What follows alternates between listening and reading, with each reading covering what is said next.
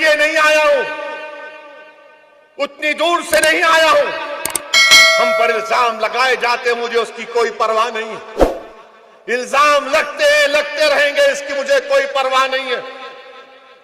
तारीख गवाह है, अगर कोई सीरतुन नबी की किताब को पढ़ेगा तो इल्जामात भी है,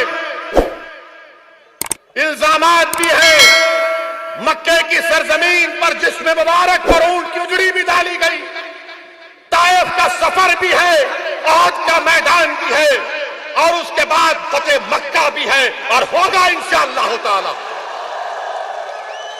मेरे अजीज दोस्तों और बुजुर्गों, अपने हिम्मत और हौसले को बुलंद रखिए, अपने हिम्मत और हौसले को बुलंद रखिए, और अपने इन दो बाजुओं पर भरोसा रखिए, और अपने कुव्वत पर, अपने फैसलों पर पूरा एतमाद रखिए। जब आप अपने फैसलों पर पूरा एतमाद करके फैसला लेंगे, यकीनन तब्दीली पैदा होगी। अगर आप डर डर कर जिंदगी गुजारेंगे तो कहां फैसला ले सकते। यही सहारनपुर में किंदकी गांव में मौलाना महमूद मदनी साहब ने एक यूथ क्लब बनाने का प्रोग्राम बनाया, और भारत स्काउट्स एंड गाइड्स के नौजवानों के लिए वहां का बीजेपी का एमएलए काम को रुकवा देता है। कोई मदरसा नहीं बन रहा था, कोई मस्जिद नहीं बन रही थी, और ये काम हो रहा था तो उस काम को रुका दिया। आप बताइए फिर क्या है, कौन सी दुनिया में हम रह रहे। उठिए, एक तब्दीली पैदा करिए। और फिर मेरे अजीज दोस्तों और बुजुर्गों, समाजवादी पार्टी को आपने 14 में वोट दिया, बीजेपी को शिकस्त नहीं दे सके। 17 में वोट दिया, बीजेपी को रोक नहीं सके। 19 में वोट दिया, आपने रोक नहीं सके।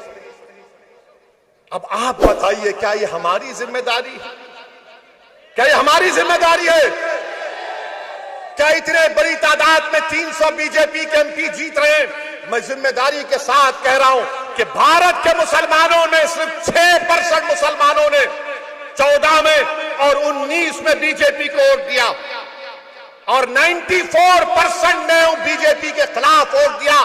तो भारत के मुसलमानों को समझना पड़ेगा कि अपने वोट की अहमियत को समझो, अपने वोट की अहमियत को समझो। अगर तुम अपना वोट अपनी पार्टी के लिए इस्तेमाल करोगे, अगर तुम अपना वोट अपनी पार्टी के लिए इस्तेमाल करोगे, तो ये तमाम नाम निहाद सेकुलर पार्टी जो मुसलमानों को अपना गुलाम और कैदी समझते हैं, इनके दिमाग जो आसमानों पर है, जमीन पर आकर तुम्हारे पैर पर गिरकर भीख मांगेंगे। मगर ये जानते हैं, ये तमाम कांग्रेस, ये समाजवादी क्या कहते हैं, कहां जाएगा मुसलमान, कहां जाएगा मुसलमान। तंज के तौर पर कहते थे मुझे, जब मैं पहली मर्तबा एमपी बनकर गया 2004 में, ये तमाम पार्टी के लोग कहते थे, जब मैंने महाराष्ट्र से अपने सियासी सफर का आगाज किया, नांदेड़ की सरजमीन पर कामयाबी मिली, तो ये तंज करते थे, ओवैसी मुसलमान के पास कोई विकल्प नहीं है सिवाय हमारे, और तुम नहीं जानते मुसलमान सिर्फ हमको ही वोट देता है। अगर मुसलमान को बीजेपी को रोकना है तो हमको वोट देगा, वो हमको छोड़कर नहीं जाएगा। किसी ने कहा कि असदुद्दीन ओवैसी, हमने मुसलमानों के दिमागों पर कब्जा करके रख लिया।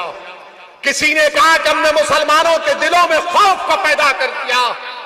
किसी ने कहा कि हमने मुसलमानों को एक जिंदा लाश बनाकर रख दिया कि वो अपने हक के लिए फैसला नहीं लेगा जब तक कि हमसे ना पूछ ले, क्योंकि हम उसके सियासी आका हैं।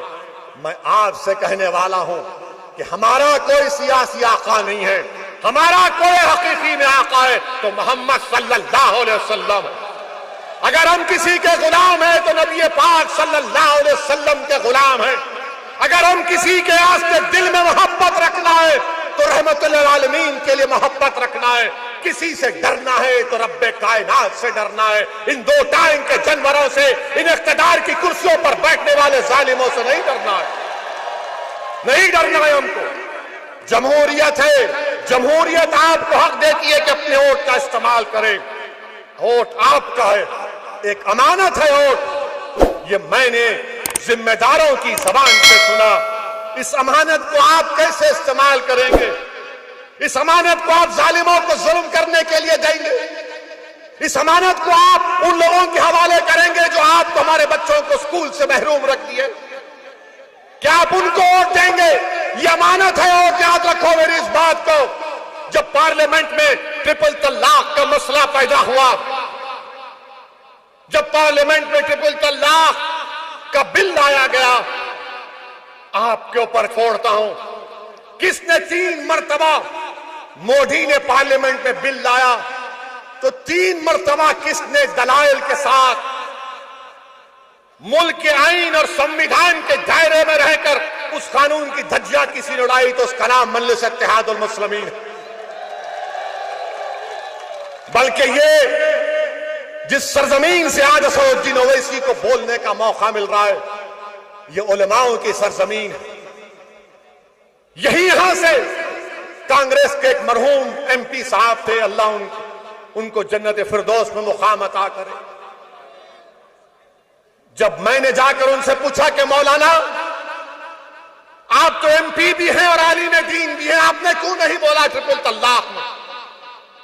मेरे आंख में आंसू थे कि मौलाना आपने क्यों नहीं बोला? आप तो आलिम दीन है, क़ाल अल्लाह क़ाल रसूल अल्लाह आपके सीने में। तो मौलाना ने मेरा हाथ पकड़ कर कहा कि क्या कहूं, मेरी पार्टी के लोगों ने मुझे रोक दिया, बोलने नहीं दिया। आप बताओ फिर कौन बोलेगा? आप कहेंगे नहीं एक दीवाना है ओवैसी, कहेगा नहीं मैं यहां पर इसलिए आया हूं कि मुझसे बेहतर हजारों की तादाद में बोलने वाले पैदा हो जाएं, जो पार्लियामेंट उत्तर प्रदेश के असेंबली में जाकर उत्तर प्रदेश के दरो दीवार को हिला के रख दे आपके इंसाफ के लिए। मेरे अजीज दोस्तों और बुजुर्गों, ट्रिपल तलाक का कानून ये बना तो दिए, मोदी बना तो दिए, मगर क्या हासिल हुआ? क्या हासिल हुआ? मैंने उस वक्त भी कहा था देश में अगर कानून बनाना है महिलाओं के लिए, खवातीन के लिए, वो कानून बनाइए जो शख्स शादी तो करता है मगर बीवी उसके घर में नहीं रहती, जो शख्स शादी तो करता है मगर बीवी को भगा देता है। मैंने पार्लियामेंट में उठकर कहा था कि तुम आज ये जो गलत काला कानून बना रहे हो, जो हमारी शरीयत में मदाखलत कर रहे हो, देखना मुल्क में लोग अपनी बीवियों को, अपनी पत्नियों को घरों से मार कर निकाल देंगे, उनका हक नहीं देंगे। तो तमाम लोगों ने मुझ पर हंसा, आज वही दुनिया देख रही। शादीशुदा है मगर बीवी घर में नहीं है। आपको मालूम भारत में ऐसे 32 लाख महिलाएं जो शादीशुदा हैं मगर अपने पति परमेश्वर के साथ नहीं। बताओ बीजेपी वालों ये सच है या झूठ है? बताओ। हम पर इल्जाम लगाने वालों सुन लो, एक और भड़काऊ भाषण हो रहा है। बताओ बीजेपी वालों, क्या ये बात सच नहीं है कि पति के साथ पत्नी नहीं है? क्यों नहीं है? आपको चाय बनाने की जरूरत नहीं पड़ती, कम से कम वो चाय बना देती। मगर इस पर भी अब शाम में 6 बजे से ये मीडिया वाले हमारा निकाह शुरू कर देंगे कि ओवैसी ने इनके बारे में ऐसा कह दिया। मैं तो कहा कि चाय बनाने में मदद मिल सकती है। बगैर दूध की पीता हूं, अच्छा लगता है। हमारे घर में खाली चाय मिलती है, बाकी सब हमको करना पड़ता, क्योंकि हमारे पास मामला यह है कि ज्यादा हम बोलते हैं तो घर में हमारी जबान नहीं चलती, हमारा इख्तियार सिर्फ चाय पर रुक जाता है। मगर वो ये बेचारे तो उससे भी महरूम है। ट्रिपल तलाक का कानून 3 मरतबा आया।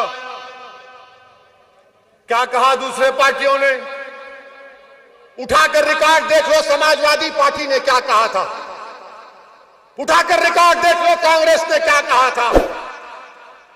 मेरे अजीज दोस्तों और बुजुर्गों, ये अपनी बात दिल से निकाल दो कि नहीं ओवैसी है, नहीं, ओवैसी जिंदगी खत्म हो जाएगी तो क्या तुम मुझसे बेहतरीन काबिल लोगों को नहीं पैदा करोगे? ये आपका काम है और इंशाल्लाह अल्लाह पैदा करे।